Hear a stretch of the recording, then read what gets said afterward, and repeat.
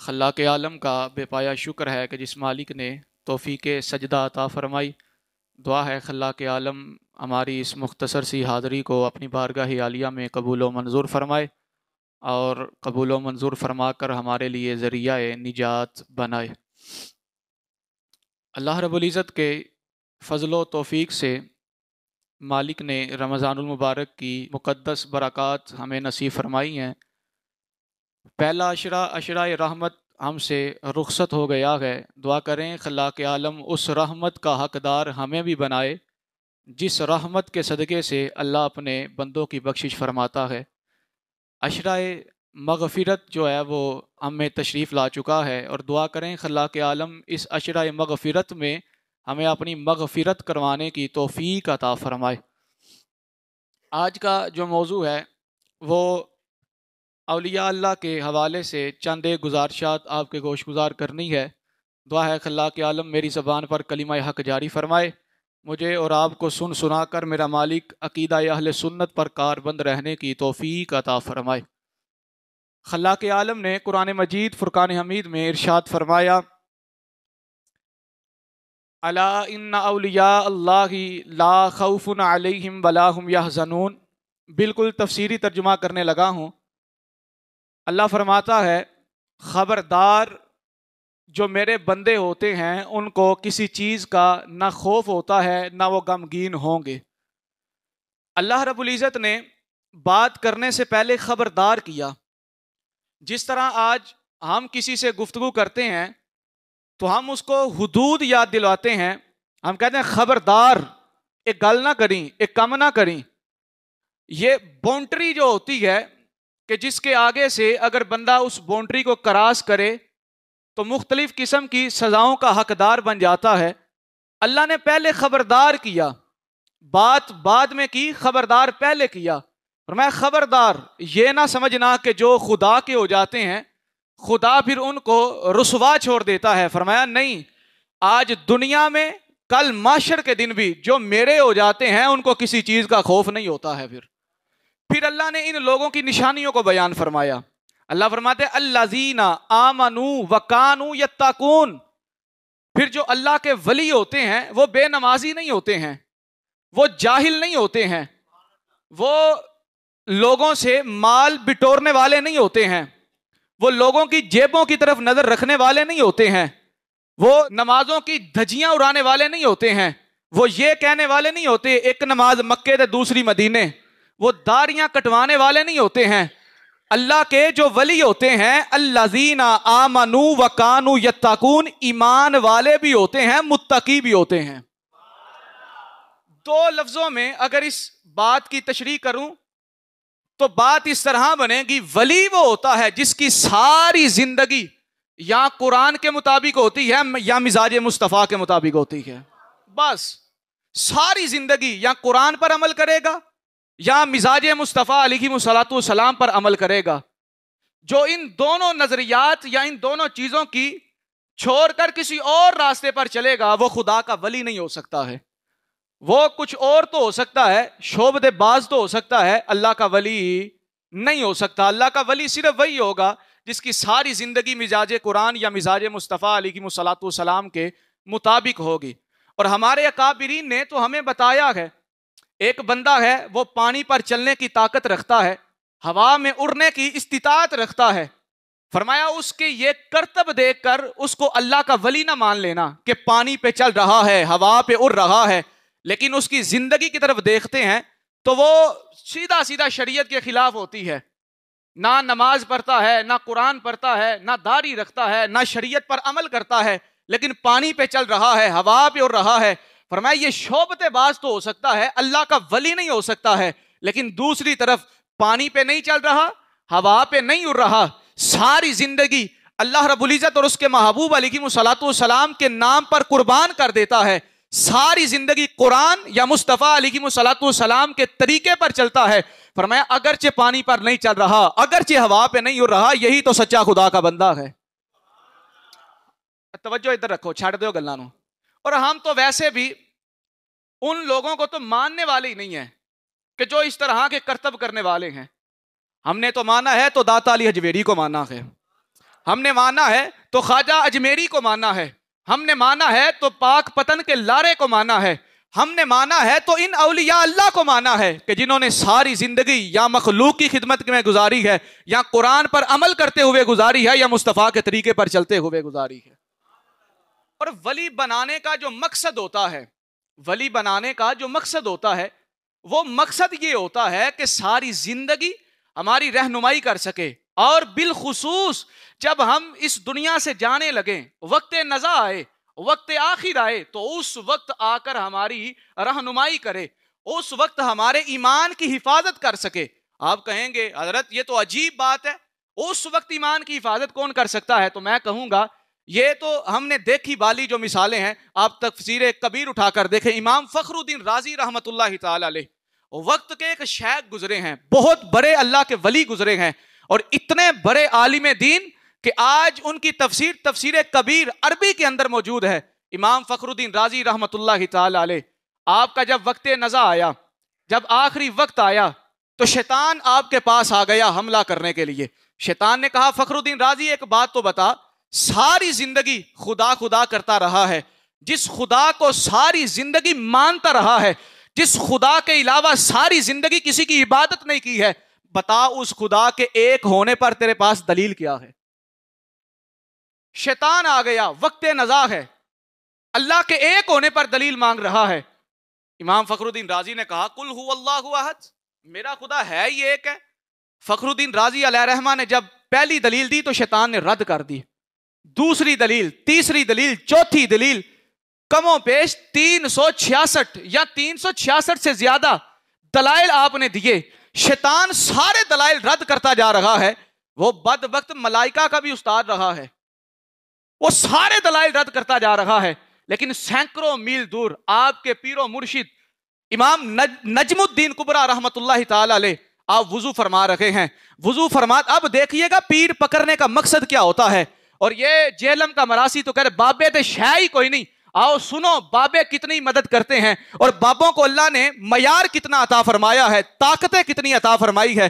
امام نجم الدین کبریٰ رحمت اللہ تعالی علیہ دور بیٹھے وضو فرما رہے ہیں، جب دیکھا کہ میرے مرید پر آخری وقت ہے، شیطان حملہ کر رہا ہے، دور سے پانی کے چھینٹوں کو مارا اور کہا اے فخر الدین تو اس لائن کو کہہ کیوں نہیں دیتا، اور لائنہ دفع ہو جا، میں بغیر دلیل کے اپنے خدا کو ایک مانتا ہوں۔ وہ دور بیٹھے۔ آج لوگ کہتے ہیں جی یہ جو ولی ہے یہ کر کیا سکتے ہیں؟ میں نے کہا ولی تو اتنی طاقتیں رکھتے ہیں اللہ کی عطا سے، اتنی طاقتیں رکھتے ہیں کہ اگر ایمان پر حملہ کرنے کے لیے شیطان آ جائے تو شیطان کو بھی دور کروا دیا کرتے ہیں۔ یہ اللہ رب العزت نے ولیوں کو شان عطا فرمائی ہوئی ہے۔ اور اعلیٰ حضرت امام عشق و محبت الشاہ امام احمد رضا خان فاضل بریلوی رحمت اللہ تعالی علیہ آپ فرماتے ہیں پیر کے لیے 4 شرائط کا ہونا ضروری ہے، 4 شرائط کا۔ سب سے پہلے پیر کے لیے شرط یہ ہے وہ صحیح سنی عقیدہ رکھتا ہو، وہ سنی عقیدے کا حامل ہو، عقیدہ اہل سنت کے نظریات کو ماننے والا ہو۔ دوسرے نمبر پر عالم ہو، جاہل پیر نہیں ہو سکتا ہے، یا کم از کم اتنا علم رکھتا ہو کہ اپنی ضروریات کے مسائل خود کتابوں سے تلاش کر سکتا ہو۔ لیکن آج تو معاملہ ہی کچھ اور طرف نکل گیا ہے۔ آج تو پیر بھی ایسے بنے ہیں، کہتے ہیں جی ایک نماز مدینے ہوندی ہے تو دوسری مکے ہوندی ہے، داڑھی رکھنی کوئی نہیں، جب عرس آنا ہے تو کتوں کی لڑائیاں کروانی ہے، کنجریوں کو نچوانا ہے، ڈھول ڈمکے چلانے ہیں۔ یہ بات یاد رکھیے گا، ڈھول ڈمکے چلانے والا، لکیر سرکس جو ہوتی ہے اس کو لگوانے والا، کتوں کی لڑائیاں کروانے والا، شریعت کی دھجیاں اڑانے والا کبھی بھی اللہ کا ولی نہیں ہو سکتا ہے۔ اللہ کا ولی ہوگا ہی وہ وَقَانُوا يَتَّقُونَ، جو متقی ہوگا، اتنا علم رکھتا ہو کہ اپنی ضروریات کے مطابق مسائل کتابوں سے اخذ کر سکتا ہو۔ نمبر 3، فاسق مولن نہ ہو۔ فاسق کہتے ہیں اعلانیہ گناہ کرنے والے کو، یہ داڑھی ترشوانا اعلانیہ گناہ ہے، لوگوں کی زمینوں کو ہڑپ جانا، ان پر قبضہ کر لینا، یہ اعلانیہ گناہ ہے، کبھی بھی ایسا بندہ ولی نہیں ہو سکتا ہے۔ چوتھے نمبر پر وہ ولی ایسا ہو کہ اس کا سلسلہ نسب سیدھا آقا علیہ الصلوۃ والسلام تک جاتا ہو، یعنی اس کے پیر یہ ہیں، اس کے فلاں ہیں، اس کے فلاں ہیں، اس کے فلاں ہیں، کرتے کرتے کرتے کرتے کرتے کرتے مولا علی سے ہوتا ہوا آقا علیہ الصلوۃ والسلام تک پہنچتا ہو. اگر درمیان میں رستہ بھی اس کا سلسلہ بھی منقطع ہو جائے، ختم ہو جائے، ولی نہیں ہو سکتا ہے. اور جو ولی ہوتا ہے پھر اللہ کیسے کمالات عطا فرماتا ہے. آخری جو واقعہ ہے وہ آپ کے گوش گزار کرتا ہوں. اس سے پہلے حدیث مبارکہ کا مفہوم ہے، آخری جز ہے. فرمایا لوگو یہ جو اللہ کے ولی ہوتے ہیں نا، ان کی صحبتوں کو اختیار کرو. وجہ کیا ہے؟ فرمایا ان کی صحبتوں کو اختیار کرنے والا بدبخت نہیں ہوتا ہے. ان کی صحبتوں کو اختیار کرنے والا بدبخت نہیں ہوتا ہے. فرمایا ہاں اگر کوئی بدبخت بھی ان کی صحبتوں میں آ جائے نا، اللہ بدبخت نہیں رہنے دیتا ہے، ان کے صدقے سے اس کے بختوں کو بھی سعید فرما دیتا ہے. یہ ولی ہوتے ہیں کہ جن کی مجلسوں میں آنے سے بندے کی زندگی بدل جاتی ہے. بندہ پہلے گناہگار ہوتا ہے، ان کی صحبت کی برکت ہوتی ہے کہ اللہ اس بندے کو تقوی کی دولت سے سرفراز فرما دیتا ہے. وہ بندہ بھی اللہ اللہ کرنے والا ہو جاتا ہے. حضرت سیدنا ایک بزرگ رحمت اللہ تعالی علیہ گزرے ہیں، آپ کے بارے میں آتا ہے ابراہیم بن ادہم رحمت اللہ تعالی علیہ آپ کا نام تھا. آپ رحمت اللہ تعالی علیہ نا ایک مرتبہ محل میں آرام فرما رہے تھے کہ چھت پر کسی کے چلنے کی آواز آئی. آپ نے اس وقت کے بادشاہ تھے، اپنے محل میں آرام فرما تھے. جب چلنے کی آواز آئی تو اپنے ایک ملازم کو کہا اوپر جاؤ ذرا دیکھو تو صحیح چھت پہ کون چل رہا ہے. ملازم اوپر جاتا ہے، جا کر دیکھتا ہے ایک بندہ اوپر ٹہل رہا ہے. اسے پکڑا سیدھا بادشاہ کے پاس لے آیا، ابراہیم بن ادہم رحمت اللہ تعالی علیہ کے پاس. جب ابراہیم بن ادہم رحمت اللہ تعالی علیہ کے پاس اس بندے کو لایا گیا تو آپ نے پوچھا اے بندہ خدا بتا تو صحیح اوپر کیا کر رہا ہے؟ کہنے لگا بادشاہ سلامت، میں محل کی چھت پر اونٹ تلاش کر رہا تھا.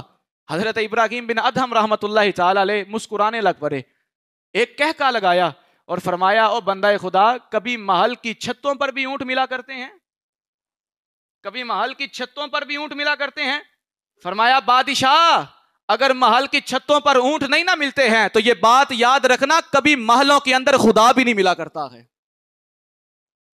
کبھی محلوں کے اندر خدا بھی نہیں ملا کرتا ہے. بس یہ بات کہنی تھی. اور دوسرا واقعہ اس طرح ملتا ہے کہ آپ کا جو کمرہ خاص ہے وہ تیار کرنے کے لیے ایک نوکرانی تھی، وہ آپ کے کمرہ خاص کو تیار کیا کرتی تھی. ایک دن اس نے کہا جس کمرے کو تیار کرتی ہوں بادشاہ تو ابھی آیا نہیں ہے، ابراہیم بن ادہم رحمت اللہ تعالی علیہ، چلو چند گھڑیاں میں بھی اس بستر پر لیٹ جاتی ہوں، میں بھی دیکھتی ہوں اس میں سکون کیسا ملتا ہے اور اس بستر پر لیٹنے سے کیسی راحت ملتی ہے.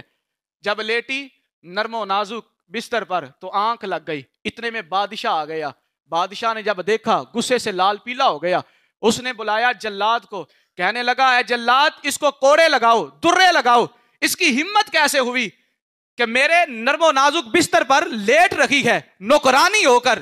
جب اس کو کوڑے لگ رہے تھے ساتھ درے کھاتی تھی، ساتھ مسکراتی تھی. بادشاہ برتے حیرت میں مبتلا ہو گیا. ابراہیم بن ادہم رحمت اللہ تعالی علیہ آپ پریشان ہو گئے اور کہنے لگے او بندی خدا بتا تو سکی، تجھے کوڑے لگ رہے ہیں، بجائے اس کے کہ تو تکلیف میں مبتلا ہو کر روئے تو ہنستی جا رہی ہے. کہنے لگی بادشاہ سلامت ایک پل بس میں آج یہاں پر لیٹی ہوں تو مجھے درے لگوا رہا ہے. سوچ تو صحیح کتنے عرصے سے تو یہاں پر سوتا ہے، اگر میرے خدا نے تجھ سے پوچھ گچھ کر لی تو بتا تیرا کیا بنے گا. صرف اتنا کہنا تھا، صرف اتنا. ایک یہ کہ بادشاہ محل پر چھت پر اور وہ اونٹ، اور دوسرے نمبر پر یہ نوکرانی والا واقعہ. صرف اتنا کہنا تھا. بادشاہ کے دل کی جو دنیا ہے وہ بدل کے رکھ دی. بادشاہ کے دل کی دنیا بدل گئی. چھوڑی ساری سلطنت کو، جنگلوں کی طرف نکل گئے. جب جنگلوں میں گئے خدا کی عبادت کرنی شروع کر دی. لوگ آپ کے جو ملازم تھے ایک مرتبہ آپ کے نوکر چاکر اسی رستے پہ جا رہے تھے کہ دیکھا ایک ٹاٹ کا لباس پہنے ہوئے، بوری کا لباس پہنے ہوئے اللہ کا ولی محو عبادت ہے، اللہ کی عبادت کر رہا ہے. تو وہ نوکر چاکر ان کے پاس آئے. جب آ کر غور کیا تو کہنے لگے یہ تو کوئی اور نہیں ہے، وہ نرم و نازک بستر پر سونے والا ہمارا بادشاہ ہے. جب آپ عبادت سے فارغ ہوئے تو نوکر کہنے لگے بادشاہ سلامت ہم نے آپ کو کہاں کہاں نہ ڈھونڈا، آپ ہمارے بادشاہ تھے، آپ ہم پر حکمرانی کیا کرتے تھے. فرمایا حکمرانی کیا کرتا تھا لیکن میں نے دنیا سے ناتا توڑ لیا ہے، خدا کے ساتھ ناتا جوڑ لیا ہے، خدا سے رشتہ جوڑ لیا ہے. نوکر جو تھے وہ ہنسنے لگ پڑا. کہنے لگا بادشاہ وہ زندگی جو شاہانہ ہوا کرتی تھی کہ تمہارے حکم پر ہمارا پورا جو ملک تھا وہ چلا کرتا تھا، وہ زندگی اچھی تھی کہ آج یہ ٹاٹ کا لباس پہنے ہوئے زندگی اچھی ہے؟ آج پہننے کے لیے لباس بھی پاس نہیں ہے، خدا کی عبادت کرتے ہوئے کیسی حالت بنا لی ہے۔ بادشاہ سلامت حضرت سیدنا ابراہیم بن ادہم رحمت اللہ تعالی علیہ آپ فرمانے لگے لوگوں اس وقت تو تم پر حکمرانی کیا کرتا تھا، اور تم میں بھی کچھ لوگ میری واقعی جو خدمت گزاری ہے وہ اچھے طریقے سے کیا کرتے تھے، لیکن کچھ لوگ مجبوری پہ کیا کرتے تھے، صرف تم پر حکمرانی تھی۔ جب سے تم سے تعلق کو توڑ کر خدا کے ساتھ تعلق کو جوڑا ہے، اللہ نے بندوں پر نہیں، اللہ نے جانوروں پر میری حکمرانی عطا فرما دی ہوئی ہے۔ کہنے لگا بادشاہ وہ کس طرح؟ ابراہیم بن ادہم رحمت اللہ تعالی علیہ کے پاس ایک سوئی تھی، سوئی کو لیا، نہر کے کنارے پر عبادت کر رہے تھے، اس سوئی کو نہر پہ پھینک دیا۔ ابراہیم بن ادہم رحمت اللہ تعالی علیہ فرمانے لگے اب دیکھنا ذرا خدا نے کیسی طاقت عطا فرمائی ہے، جو اللہ کا ہو جاتا ہے پھر اللہ بھی اسے رسوا نہیں چھوڑتا ہے۔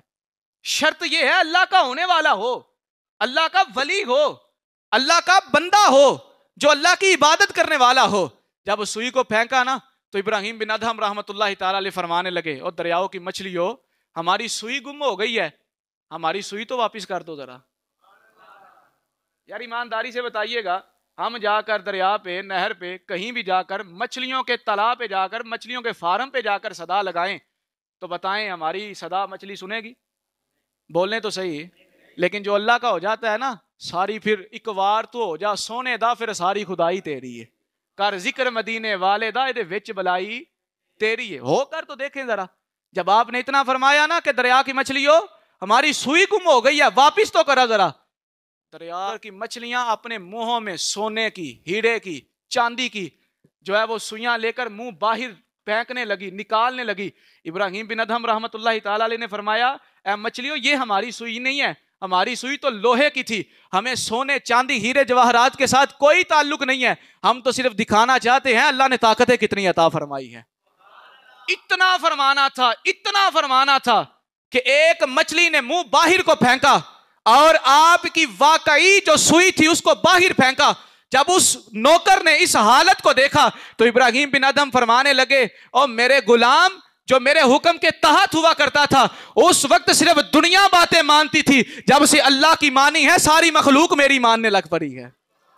الذین آمنوا وکانوا یتقون، ایمان والے متقی لوگ، الا ان اولیاء اللہ لا خوف علیہم ولا هم یحزنون، یہی وہ لوگ ہیں جو غمگین نہیں ہوتے ہیں، نہ دنیا میں نہ آخرت کے میدان میں، نہ ان کو کوئی خوف ہے، کیونکہ اللہ نے ان کو بادشاہیاں عطا فرمائی ہوئی ہیں۔ اور انہی لوگوں کے بارے میں اللہ فرماتا ہے یا ایھا الذین آمنوا اتقوا اللہ وکونوا مع الصادقین، ایمان والو تقوی اختیار کرو اور تقوی اختیار کرنے کے بعد میرے ان نیک بندوں کے ساتھ مل جاؤ۔ تم جہنم کے تہ خانوں میں بھی ہوگے نا، ہاتھ پکڑ کر جنت کے بالا خانوں میں ساتھ لے جائیں۔